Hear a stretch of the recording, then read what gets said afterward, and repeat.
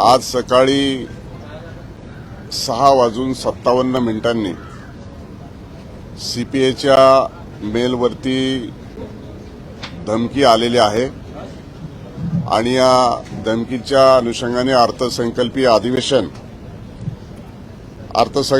अधिवेशन सुरू असल्या कारणानं बॉम्बची आणि मिसाईलची धमकी देण्यात आलेली आहे। त्या अनुषंगाने जी अत्यावश्यक चौकशी आणि तपासणी करण्याची गरज होती त्या पार्श्वभूमीवरती BDDS bomb detection and disposal squad आणि डॉग स्क्वॉड यांनी विधान भवनामध्ये प्रवेश करून सर्व सखोल अशी तपासणी सुरू आहे। विधान भवनासह आणखी 4 महत्वाच्या ठिकाणी देखील ही धमकी देण्यात आलेली आहे। त्या पार्श्वभूमीवरती पोलीस यंत्रणेने आणि आवश्यक ती दखल घेतलेली आहे।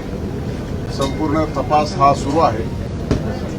थोड्या वेळापूर्वीच आमचे सुरक्षा अधिकारी आणि जे तपासाचे अधिकारी आहेत त्यांच्यात चर्चा होऊन आता विधान भवनाचं अधिवेशन सुरू असल्या कारणानं सर्व अधिकाऱ्यांना प्रवेश दिलेला आहे। विधानसभा 9:45 सुरू होते आहे। विधान परिषद ही 10 वाजता सुरू होणार आहे आणि हे अर्थसंकल्पीय अधिवेशन असल्या कारणानं ही धमकी प्राप्त झालेली आहे। त्या धमकीच्या पार्श्वभूमीवरती संपूर्ण विधान भवनामध्ये आता तपासणी सुरू आहे। कोणाकडनं आलं होतं, कुठल्या आयपी ॲड्रेसवर आलं होतं, काही माहिती मिळालेली आहे का? प्राथमिक त्या संदर्भामध्ये अधिकची माहिती आता एवढ्या लवकर आणि घाईघाईनं आपल्यासमोर उघड करणं योग्य होणार नाही। तपासाचा आणि चौकशीचा आणि एवढ्या मोठ्या प्रमाणामध्ये ही धमकी असल्या कारणानं चौकशी अंती सर्व ती माहिती आपल्यासमोर देण्यात येईल। 4 महत्वाची ठिकाणं महत्वाची ठिकाणं नेमकी कोणती आहेत? कारण की त्याच्यामध्ये स्टॉक एक्सचेंज आहे, मेट्रो आहे, हायकोर्ट आहे आणि बँक आहे। असे 4 महत्वाच्या ठिकाणी देखील विधान भवनाबरोबरच या 4 महत्वाच्या ठिकाणांचा देखील त्यामध्ये समावेश आहे आणि त्यामध्ये टायमिंग सुद्धा दिलेला आहे आणि म्हणून त्या अनुषंगानं जास्त आवश्यक ती खबरदारी राज्य सरकारच्या वतीनं आणि जी आवश्यक ती तपासणी आणि चौकशी आणि बॉम्ब डिटेक्शन अँड डिस्पोजल स्क्वॉडच्या माध्यमातून डॉग स्क्वॉडच्या माध्यमातून आवश्यक ती कारवाई सुरू आहे, तपासणी सुरू आहे। निश्चित स्वरूपामध्ये यापुढील जी काही घटनाक्रम होईल त्या अनुषंगाने आपल्याला योग्य वेळी सांगण्यात येईल। ईमेल आला होता ही बाब खरी आहे।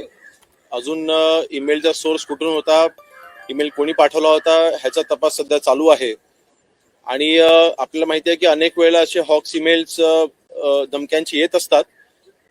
प्राथमिकदृष्ट्या अशाच पद्धतीचा हा ईमेल असावा असा अंदाज आहे।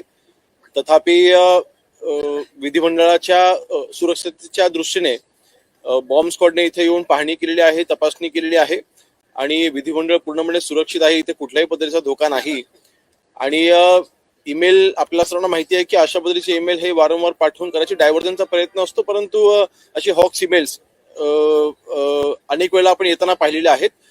तशाच पद्धतीचा ईमेल असावा असा अंदाज आहे। मिसाईलद्वारे उडवण्याची धमकी येणं याला काही आंतरराष्ट्रीय रेफरन्सेस असू शकतात का, जरी खोडसाळपणा म्हटलं?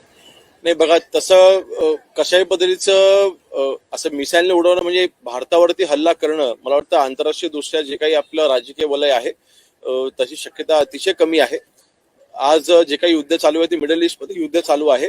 अशा वेळेस हा ईमेल जो आलेला आहे त्याचा युद्धाशी संपर्क जोडणं ही करायची चुकीचं राहील। मी मगाशी म्हटल्याप्रमाणे हॉक्स ईमेल्स हे वारंवार धमके जे येत असतात प्राथमिक दृष्ट्या तसाच पद्धतीचा ईमेल हा वाटतो, पण तरी सुद्धा ईमेलचा सोर्स जो आहे तो त्याचा तपास चालू आहे आणि शोधण्याचं काम चालू आहे।